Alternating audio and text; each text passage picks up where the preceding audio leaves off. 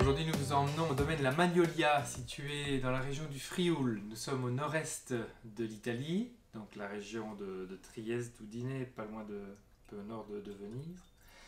Et dans le Frioul, il y a un cépage en blanc qui s'appelle le Friulano, qui est un cépage natif de la région, qu'on retrouve rarement ailleurs d'ailleurs. Donc c'est un des intérêts justement, on va découvrir ensemble ce cépage.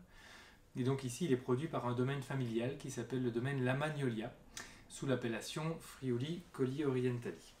Alors, le cépage Friulano, quand on regarde la robe, c'est toujours assez pâle, hein. Ici, on a des reflets verdâtres parce que le vin est sur un millésime jeune, mais en tout cas, on a une couleur qui est plutôt pâle. Au nez, c'est un vin qui est très intéressant, qui présente surtout des arômes d'agrumes. Donc, on a un côté un petit peu citron vert, presque gingembre. Et puis, on a aussi un côté minéral qui est très marqué. C'est un cépage qui transmet vraiment bien le terroir. On est sur des terroirs ici plutôt de roches calcaires, dans la zone de Collioure.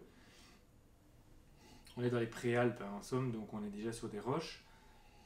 Donc ce côté minéral, quand on le travaille bien au nez, bah, il est flagrant avec des touches un peu de pierre à fusil, un peu de calcaire, un peu de craie.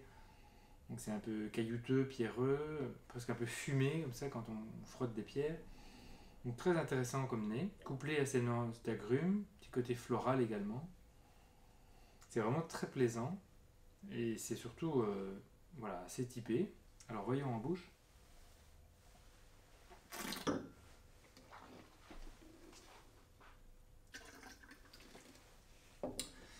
En bouche c'est très intéressant. On a un vin blanc sec avec quand même de nuances d'agrumes et même un peu de mandarine, donc on part sur des touches mandarine, pamplemousse.